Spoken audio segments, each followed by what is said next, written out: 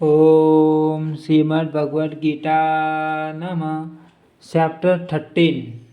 श्री भगवान बोले, हे अर्जुन, यह श्री क्षेत्र इस नाम से कहा जाता है और इसको जो जानता है उसको क्षेत्र के इस नाम से उनके तत्वों को जानने वाला ज्ञानी जन कहते हैं। हे अर्जुन, तो सब क्षेत्रज्ञ अर्थात जीवात्मा भी मुझको ही जान। क्षेत्रज्ञों का अर्थात विकास सहित प्रकृति का पुरुष को जो तत्व से जानना है वह ज्ञान है, ऐसा मेरा मत है। वह क्षेत्र जो और जैसा है, जिन विकारों वाला है और जिस कारण से जो हुआ है, वह क्षेत्रज्ञ भी जो और जिस प्रभाव वाला है वह सब संक्षेप में मुझसे सुन। ये क्षेत्र और क्षेत्रज्ञ का तत्व ऋषियों द्वारा बहुत प्रकार से कहा गया है और विविध वेद मंत्रों द्वारा भी विभागपूर्वक कहा गया है तथा भलीभांति निश्चय किए हुए युक्त ब्रह्मसूत्र के पदों द्वारा भी कहा गया है। 5 महाभूत अहंकार, बुद्धि और मूल प्रकृति भी तथा 10 इंद्रियां, 1 मन और 5 इंद्रियों के विषय अर्थात शब्द, स्पर्श, रूप, रस और गंध तथा इच्छा, द्वेष, सुख, दुख, स्थूल देह का पिंड, चेतना, दृष्टि, इस प्रकार विकारों के सहित ये क्षेत्र संक्षेप में कहा गया है। श्रेष्ठता के अभिमान का अभाव, दंपासरण का अभाव, किसी भी प्राणी को किसी प्रकार भी न सताना, क्षमा भाव, मन, वाणी आदि की सरलता, सदा भक्ति सहित गुरु की सेवा, बाल पीटर की शुद्धि, अंतःकरण की स्थिरता, मन इंद्रियों सहित शरीर का निग्रह, इस लोक और परलोक के संपूर्ण भोगों में आसक्ति का अभाव और अहंकार का भी अभाव, जन्म, मृत्यु और जरा और रोग आदि में दुख और दोषों का बार बार विचार करना, पुत्र, स्त्री, घर और धन आदि में आसक्ति का अभाव, ममता का न होना, प्रिय और अप्रिय की प्राप्ति में सदाई चित्त का सम रहना, मुझ परमेश्वर के अन्य योग के द्वारा अवयवी शारीरिक भक्ति तथा एकांत और शुद्ध देश में रहने का स्वभाव और विषयासक्त मनुष्य के समुदाय में प्रेम का न होना, अध्यात्म ज्ञान में नित्य स्थिति और तत्व ज्ञान के अर्थ रूप परमात्मा को ही देखना, ये सब ज्ञान है। और जो इससे विपरीत है वह ज्ञान है, ऐसा कहा है। जो जानने योग्य तथा जिसको जानकर मनुष्य परमानंद को प्राप्त होता है उसको भलीभांति कहूँगा। वह अनादि वाला परम ब्रह्म न सती कहा जाता है न असती।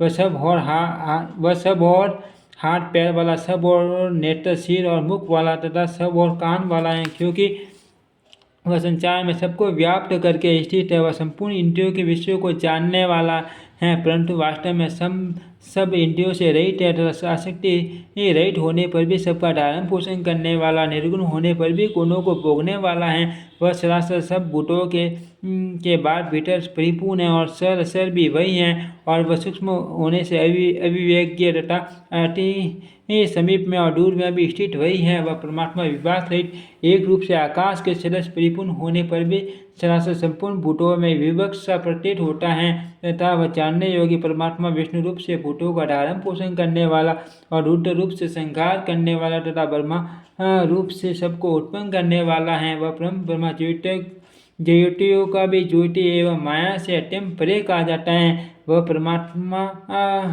बोध स्वरूप जानने योग्य एवं तत्व ज्ञान से प्राप्त करने योग्य और सबके हृदय में विशेष रूप से स्थित है। इस प्रकार क्षेत्र तथा ज्ञान और जानने योग्य परमात्मा का स्वरूप संक्षेप से कहा गया है। मेरा भक्त इसको तत्व से जानकर मेरे स्वरूप को प्राप्त होता है। प्रकृति और पुरुष इन दोनों को ही तू अनादि जान और राग द्वेषादि विकारों को तथा त्रिगुणात्मक संपूर्ण पदार्थों को भी प्रकृति से ही उत्पन्न जान। कार्य और करण को उत्पन्न करने हेतु प्रकृति कही जाती है और जीवात्मा सुख दुखों की भोक्तापन में अर्थात भोगने में हेतु कहा जाता है। प्रकृति में स्थित ही पुरुष प्रकृति से उत्पन्न त्रिगुणात्मक पदार्थ को भोगता है और इन गुणों का संग इस जीवात्मा की अच्छी बुरी योनि में जन्म लेने का कारण है। इस देह में स्थित यह आत्मा वास्तव में परमात्मा ही है। वह साक्षी होने से उदष्टा और यथासम्मति देने वाले होने से अनुमंता, सबका धारण पोषण करने वाला होने से भर्ता, जीव रूप से भोक्ता, ब्रह्मा आदि का भी स्वामी होने से महेश्वर और शुद्ध सच्चिदानंद गण होने से परमात्मा, ऐसा कहा गया है। इस प्रकार पुरुषों को और गुणों के सहित प्रकृति को जो मनुष्य तत्व से जानता है वह सब प्रकार से कर्तव्य कर्म करता हुआ भी फिर नहीं जन्मता, उस परमात्मा को कितने ही मनुष्य तो छूट हुई सूक्ष्म बुद्धि से ध्यान के द्वारा हृदय में देखते हैं, अन्य कितने ही ज्ञान योग के द्वारा और दूसरे कितने ही कर्म योग के द्वारा देखते हैं अर्थात प्राप्त करते हैं, परंतु इनसे दूसरे अर्थात जो मन बुद्धि वाले पुरुष हैं वे इस प्रकार न जानते हुए दूसरों से अर्थात तत्व के जानने वाले पुरुषों से सुनकर ही तद अनुसार उपासना करते हैं, और वे सर्वजन प्राय पुरुष भी मृत्यु रूप संसार सागर को निसंदेह तर जाते हैं। हे अर्जुन, यावन मात्र जितने भी स्थावर जग में प्राणी उत्पन्न होते हैं उन सबको तू क्षेत्र और क्षेत्रज्ञ के सहयोग से ही उत्पन्न जान।